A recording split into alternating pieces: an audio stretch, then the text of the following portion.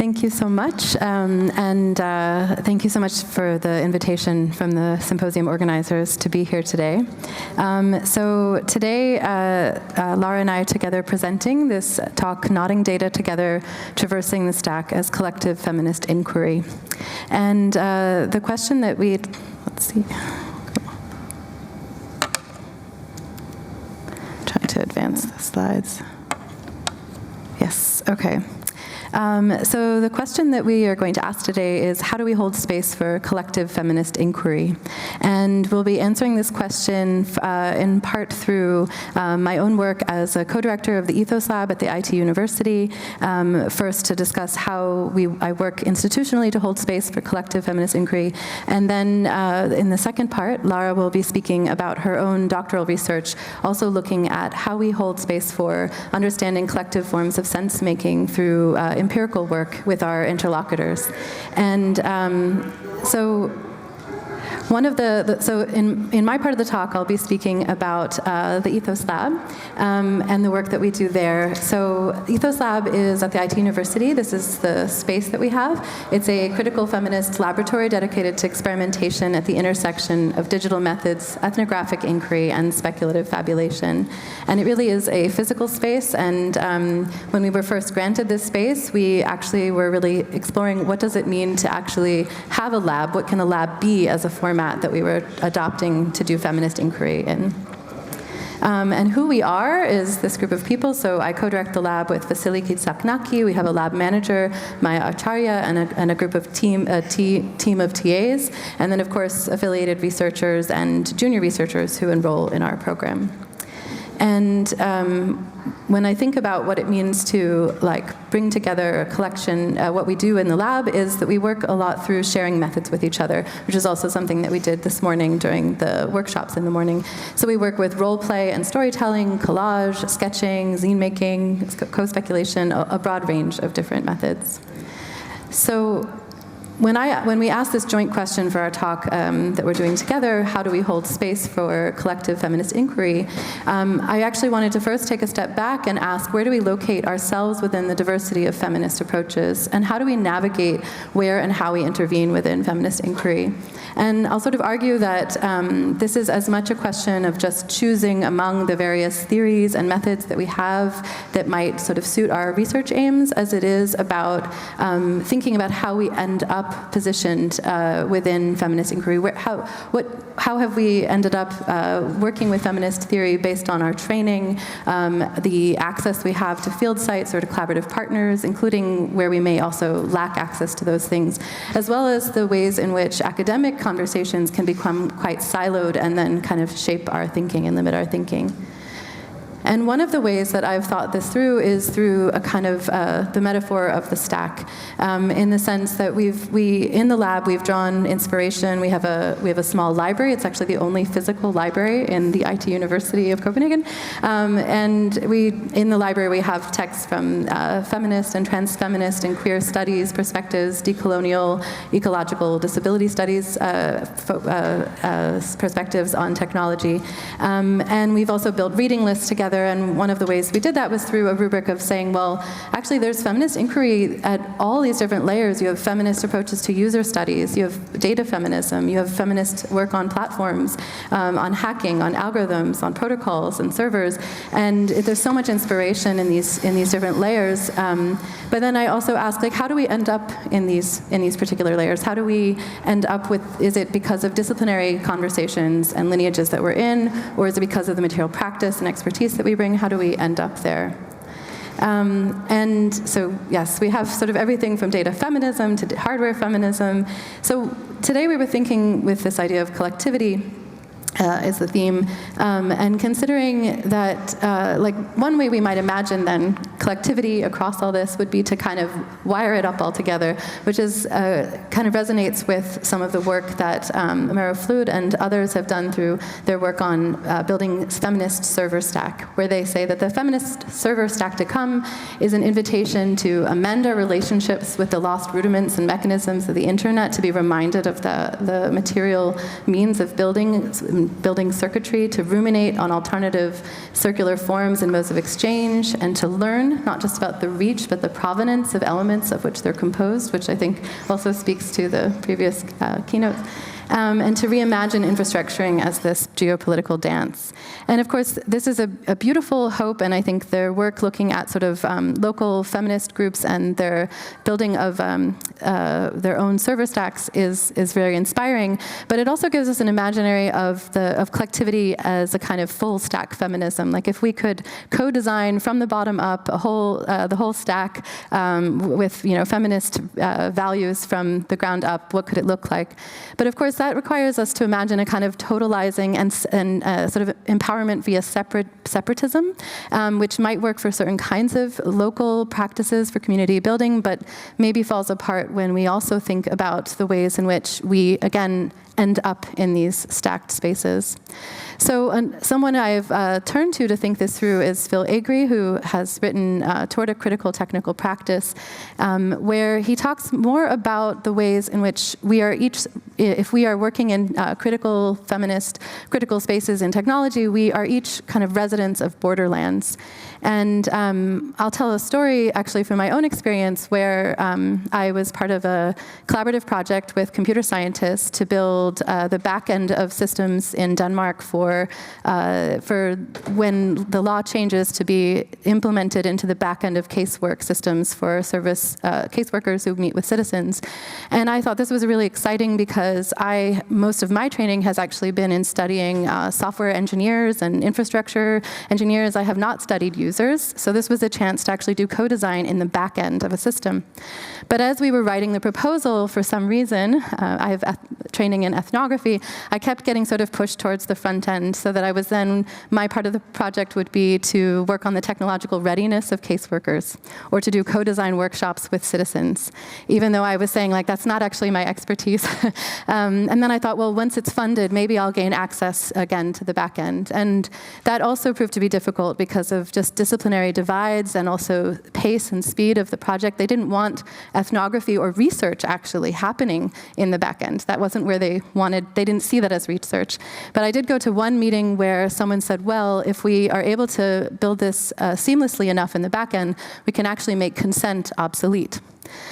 And so I came to this realization, of course, that I was part of a project where the citizens meet the caseworkers. There was going to be co-design, participatory methods, evolvable, agile approaches. In the back end, you were going to have brutalist architecture that's just being developed behind the scenes. And so I thought, how did I get positioned? Is it because of my ethnographic training? I'm seen as a humanist. The humans are somehow at the sort of surface layer, and that's where I should go. And I did think I was also being enrolled in a kind of participation washing, like put some participatory methods at the end, even though they really weren't interested actually in those findings informing the design, because it was being designed before we even got there. So looking at Agri, this idea that we actually find ourselves in these very complicated borderlands where we are at different times both object and agent of technical representation, both novice and expert, and above all, we are sort of translators, but between these sort of formalisms of computing and craft cultures where we want to have difference. But we also, where we get to reside is also a question of power and access and training, and also these sort of stacked imaginaries. Like, why was it so easy for my expertise to be sort of shunted to the front end when big tech actors, the Sam Altmans, these folks, can translate their expertise from one layer to another? Like, I know how to build a server or like a software platform. I could run a government. Like, how are they able to translate so freely? Which really complicates this idea of sort of building a full stack feminism, because what we see instead is the kind of scalar work and scalar practices that are enabled by certain forms of expertise. And here I'm borrowing from Gabrielle Hecht's work. She's also an Africanist looking at scale. She's actually talking more about the problems that you talked about, Ido, but here I'm borrowing this to also think about the work we do in the lab, because she says scale is messy because it is both a category of analysis and of practice, and we should really see it as emergent rather than eternal. And one of the things I want to warn us about is, if we have data feminism and hacking feminism feminism and platform feminism, it's not to say that these are different borderlands. These are different places we reside and have to do situated work. But we may over-reify these as certain genres or domains and not be able to talk to each other if we over-reify. And here I will say, like, even though I'm critical of Benjamin Bratton's work, one of the things he says is when we treat these layers as so many different species rather than as what they are, which is different genres, one of the reasons that these big tech actors can move across scales is because they recognize that you can actually play with the genres that are available in these different narratives of scale. So coming to this question of how do we hold space for collective feminist inquiry, using Hecht again to think with, maybe we can hold the analytical and political aspects of scale in productive tension and unpack scalar claims, use stories as well as materials to try to move across scales and scalar registers. And what she's saying is also that if certain tech actors are able to make these kinds of translations between scale, we can unpack their claims, but we shouldn't only unpack their claims. We should also think about how we can jump in, what kinds of translations and traversals are possible for connecting the different kinds of feminist inquiry we do in our different sites, if we don't think of how do we scale this up, how do we make this bigger, but actually just figure out ways we can exchange. And that can actually be harder, as she calls this kind of building interscalar vehicles, and that can actually be harder than it seems. Like, we all want to share with each other, but as I said, like, if you jump from genre to genre, if you do work that's considered like, app studies, and then you have findings that you think would actually be best implemented through a new regulation, we often kind of silo ourselves and say our expertise is here and it can't translate there. And I was shunted to the front end, but I have things to say about the back end. So how do we both maintain where expertise is and also find ways to speak to each other? And so I think one of the ways we've done that through building a lab is by not developing a lab based on one shared problem or even one method, but to actually just do a lot of method exchange to bring each other different methods, different genres. What if your project in your empirics could be turned into a use case, right? So borrowing each other's expertise to think about how we can work across genres and traverse those together. And that, with that, I think I can open up to Lara in your portion of this talk, because Lara has also worked with this kind of traversals in her own work. Yes, thank you very much.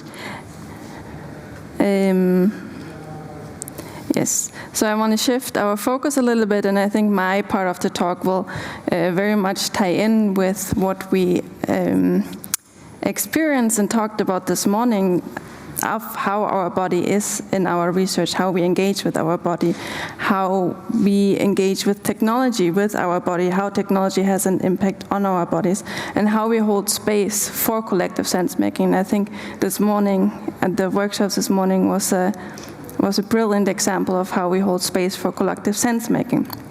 But I want to talk and explore knotting with you. And with knotting, I mean the very physical and tangible process of tying knots into yarn. And I explore this with you as a form of collective sense-making. So in my part of the talk, I'm asking how can our research methods be sensitive to account for collective sense-making, and also how can our methods open up and hold space for collective sense-making. And to unpack this, particularly the first part of this question, I want to start out by sharing with you some examples of my ethnographic work. Yes, so to give you just a very brief background on my research, so overall I'm interested in exploring how bodies materialize through data practices and various technologies that are used to generate, store, and analyze bodily data. And in my recent work, I develop a qualitative analysis of data practices that aim at predicting and preserving fertile potentials in the future. So here I'm following people in liminal spaces of fertility, that is, spaces where pregnancy has not yet occurred or is even attempted, but is hoped for in the future. And these practices are often supported by technology that are used to render different aspects of the body into digital data. And in my work, I investigate menstruation fertility tracking applications, which I will be shortening MFTAs, online forums, and fertility awareness counseling as examples of such technologies. So before I go a little bit more into depth, I want to read to you a short autoethnographic vignette that reflects on my own use of multiple MFTAs and how I experienced my own fertility and body being mediated not only by technologies and apps that I was purposefully using, but by Facebook and other social media sites that changed the targeted advertisement that I was seeing. So with this vignette, I kind of want to show you how these data practices are not simple, but they're like very messy, and they're not bound within one device, but across multiple sites and spaces. And while I'm reading this vignette, I hope it works, I will show you some screenshots that I collected of Facebook during the last 3 years, and they're in Danish, but I think, or I hope you kind of get the gist of them. Okay, let's see. Yes. Okay. Shortly after downloading and using multiple MFTAs, searching for processes of fertility treatment, and chatting with people online, I noticed my online content changing. Previously showing me housing listings and sourdough recipes, targeted advertisement on Facebook and Pinterest, and now suggesting different MFTAs and tools to gain control over my body, or to help me to conceive naturally. They recommend devices such as digital thermometers and share stories of couples that suddenly conceived after years of unsuccessful trying. Pinterest now shows me tips for breastfeeding, as well as knitting and sewing patterns for baby clothing. And on Spotify, I can now listen to personalized playlists for calm labor and delivery. I have become a reproductive body. Not only for the apps that I intentionally started using to track reproductive data, but also to other apps and technologies that I was using, but not for this purpose. And this reproductive data double has further changed over time, from one that is interested in reproduction and tracking, getting shown ads for more MFTAs and tools to figure out one's body, to someone who seems struggling, as menstrual bleedings were still tracked. So pointing to a lack of pregnancy and resulting in ads for fertility clinics, information on IVF, and success stories of couples to remind me to never give up. And finally, to a supposedly pregnant one, as eventually I stopped tracking cycle-related data, resulting in receiving ads with information on parental leave, pregnancy health, and baby products. So I wanted to share this experience with you. I can just keep it rolling, maybe.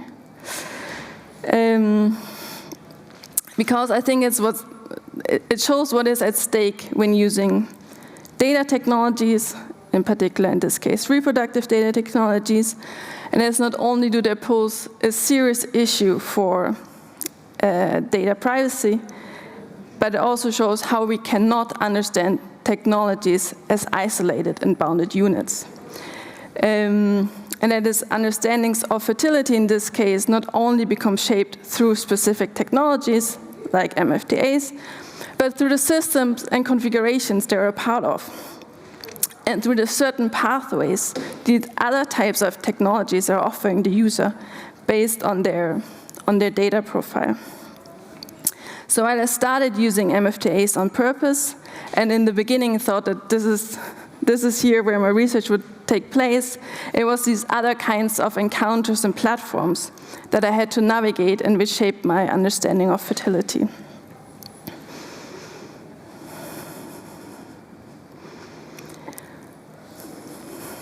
Yes, so another point I want to make with this example is how data technologies are non-innocent. So here's a little sketch that I made to capture the discussions that people were having online. And here they're discussing if there's a menstrual tracking app that does not favor heteronormative narratives of reproduction and relationships. And here the answer is no. But I also want to acknowledge that there are these kind of apps from community-built apps that kind of try to have more inclusive language, more inclusive tracking functions, but the problem, and I think also why it says no here, is that they're often not very visible because they're being swallowed by more commercial applications that have the money to be on top of the app stores, just to acknowledge that. Anyways, but the answer why this is no is because algorithms and design often reproduce and produce normativities. And I just shared with you through my online practices, I became figured and categorized as a particular reproductive body, which resulted in specific targeted advertisement. And I became figured in temporal terms as an orientation towards my reproductive future and within a certain body through norms around gender, sexuality, and ability.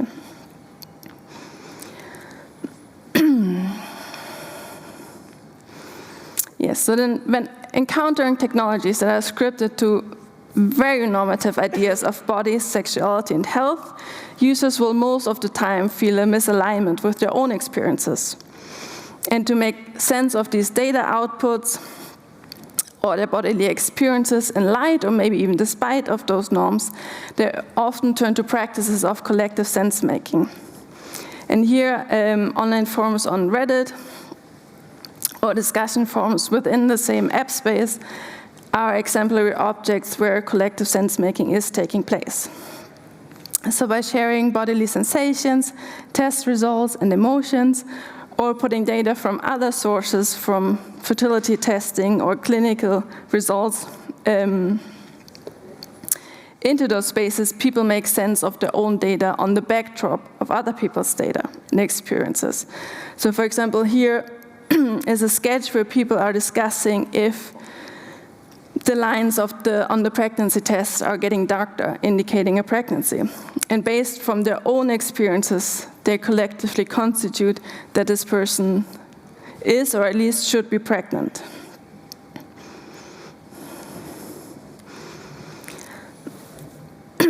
So my point with bringing these examples is to show that if we want to understand how data practices figure bodily relations and understandings of fertility, then we need to understand how data takes shape across sites, rather than doing research, for example, only within app spaces.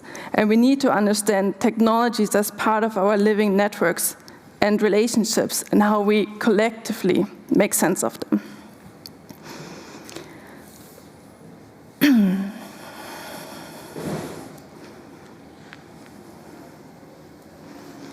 Yes, so to come back to the question that I posed in the beginning, I showed you now where I'm coming from and why I think that we need methods that are sensitive enough to account for collective sense-making practices and sense-making practices across sites. And now I want to move a little bit into the second part of the question and share explorations of holding space for collective sense-making. Yes, and as one such practice, I'm exploring knotting data. So the very physical and tangible act of tying knots into yarns as a way to rematerialize data sets. And here you can see some examples of how participants use different thicknesses, colors of yarns, distances between knots to rematerialize the data sets. So knotting here is not necessarily a means to generate new data sets as a instead of a tracking app, but as a means to unpack and refamiliarize oneself with data around one's body that already exists. And this data already exists because they have been collected to one's own practices of tracking one menstrual cycle, or because they are part of institutional or governmental data sets. For example, the COVID-19 pandemic. So knotting here is a means to explore bodily data through the body by slowing down sense-making and changing the tactility of data. So from something visual on the screen towards something that can be touched and experienced through the body differently.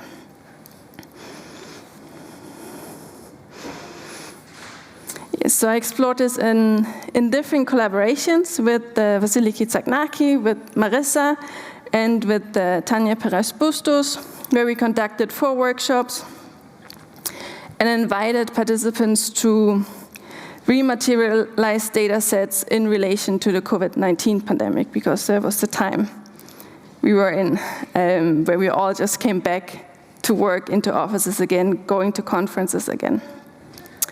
So in each workshop, we asked participants to bring data sets from their pandemic experience, whatever that could be, and we gave a very broad categorization of what that could be. So people brought a lot of different things, like images, I think receipts, messages with friends,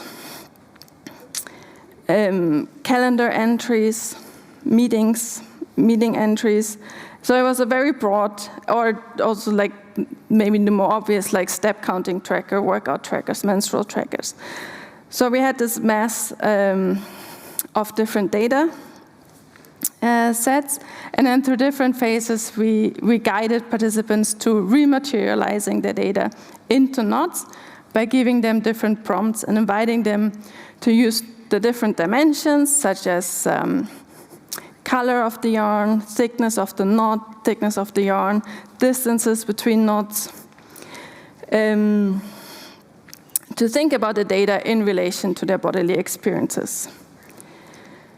And to bring the practice of knotting more into my research focus of reproductive technologies and data, I have, together with Vasily Kitsagnaki, developed a knotting toolkit, and we exhibited the kit as well as an interactive artifact as part of an art and design exhibition organized in collaboration with the Cypher project around cybersecurity, privacy, bias, and trust in femtech. So the toolkit invites participants to critically engage with their bodily data as they become generated and controlled by companies of self-tracking technologies. And by giving the participants prompts of engagements, we wanted them to reflect on what stories and bodily experiences they share when using MFTAs.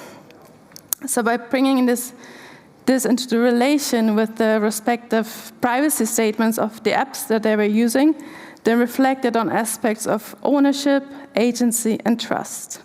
So the kit gave the participants the possibility to challenge and reimagine what stories to record and to share from their bodily experiences by creating their own tangible archives.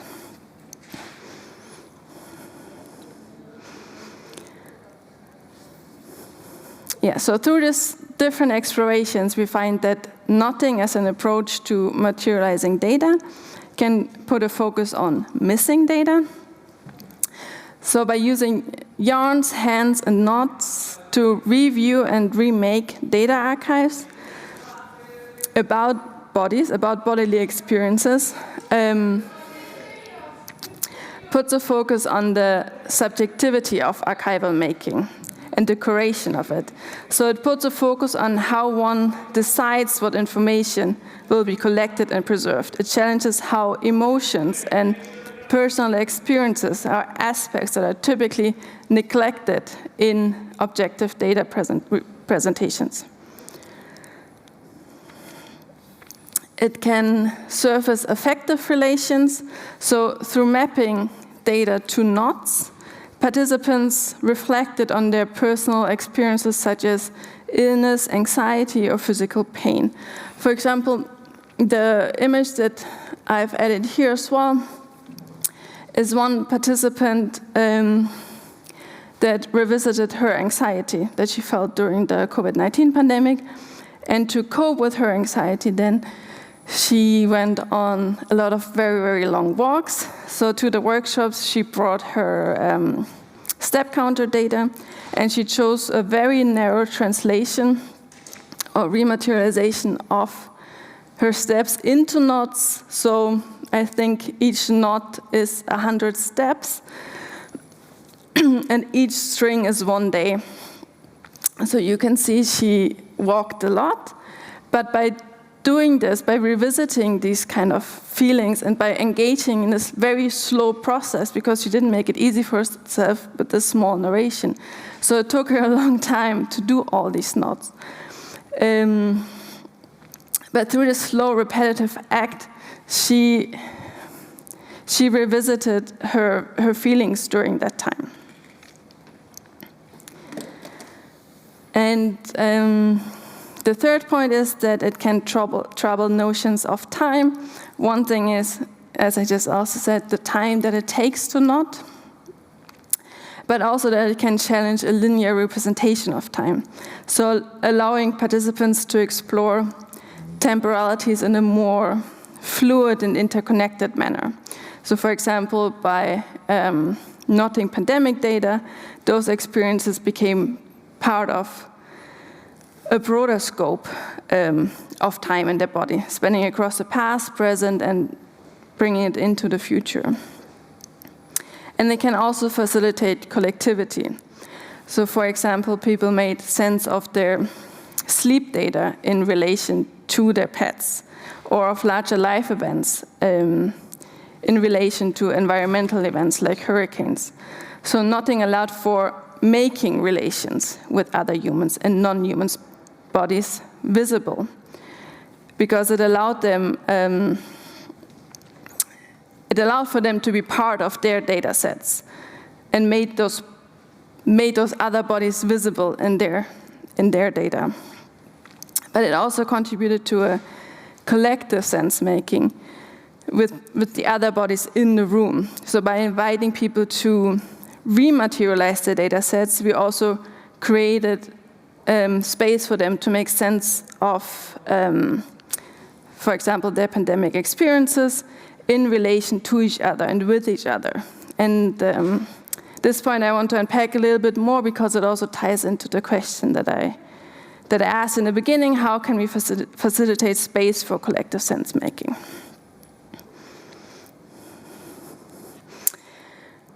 Yes.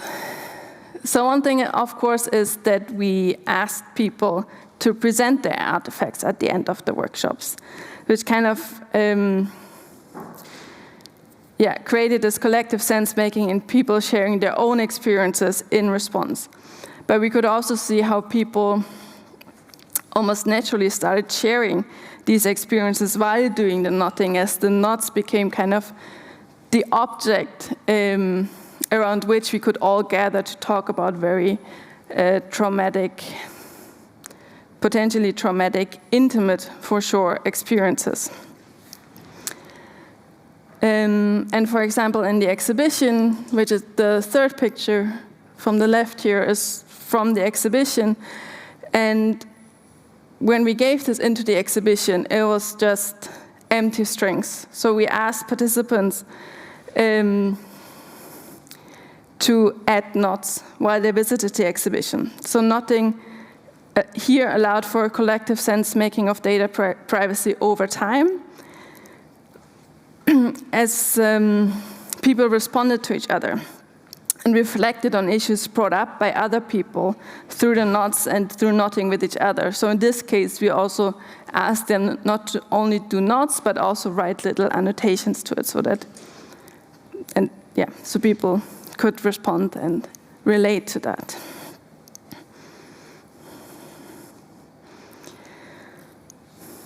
Yeah, so to also briefly put this work in context, because it's not that we just came up with it,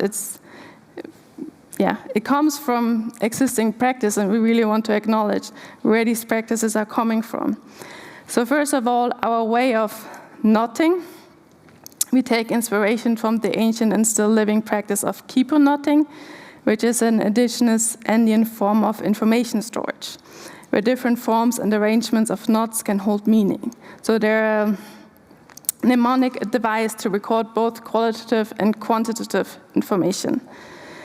And we're also inspired by different artists and artistic practices who who use this knotting practice of kipu knotting in their work. For example, in the last picture, the border kipu, which is a project that shared yarns with commuters waiting to cross the US-Mexico border, and invited them to create knots and write and share their thoughts on small cards.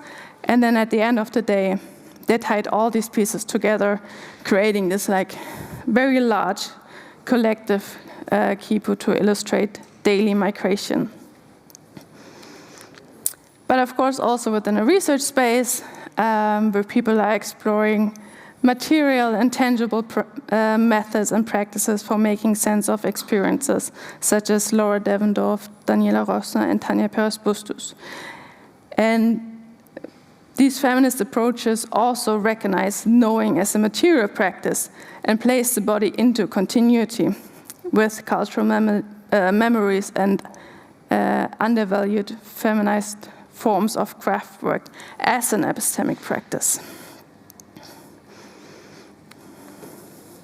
Yeah, so to round this part off, this is of course not a universal approach, and I'm not suggesting that we all should just abandon all our tracking apps and just not our menstrual data sets, or that we should stop doing interviews and only start knotting with our participants.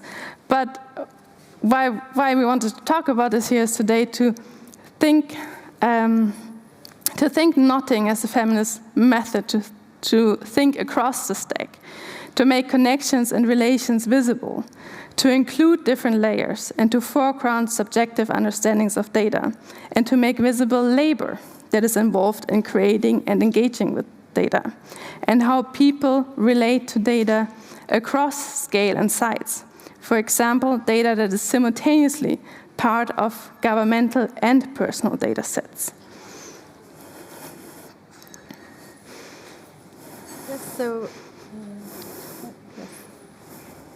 So we just wanted to conclude by wrapping these two different parts together. We've been talking about how we hold space for collective feminist inquiry, and we talked a bit about how in the lab we've made space for knotting methods together, bringing our methods to each other in exchange and teaching each other to sort of bridge also the different genres of work that we do. We have people in our lab who are building dashboards for exploring sustainability data, or trying to build large language models that are founded in consent and computing within limits. And then we have the work of building sort of ways of working with data in a tactile way. These are very diverse ways of working, but by sharing methods together, we've seen that there's a way that we can kind of also stitch together our approaches to feminist inquiry and see what's in common, as well as learn from each other the kinds of genres that we might use to not just empirically explore our work, but also kind of disseminate or explore the genres through which we can have an impact. And then Lara has talked about how people knot data together. And I mean, it's pretty, in some ways, it's quite obvious statement that when we engage with data in the world about ourselves, we don't stick to one app. We navigate, we go to online spaces, we talk to each other, what does your app show, and we take screenshots. And yet somehow when it comes to the sort of academic spaces we're in, we're often quite confined. And I think it's this is not embarrassing to say about Lara's work, that most of the knotting work that she did actually did not end up in the dissertation, because it was considered sort of too outside of the kind of anthropological approach. So there's the work that we do in the lab to knot methods together, or the work that you've done to open up the ways that we can collectively engage with data, are often also what is hard to make legible within the existing kinds of siloed ways we build feminist inquiry in academic spaces. So we're also seeing this symposium today as one of these places where we are doing this exchange. But then I guess another question would be, how do we make that space and hold that space open when we go back to our home institutions or to the places that we gain funding or publish our work and things like that, which I think is actually a much harder question. How do we legitimize these kind of traversals that, again, the big tech actors can seem to pull off so easily? How do we make it easier also for us to pull that off as well in our knowledge communities? But I think that's it. And thank you so much again to the organizers.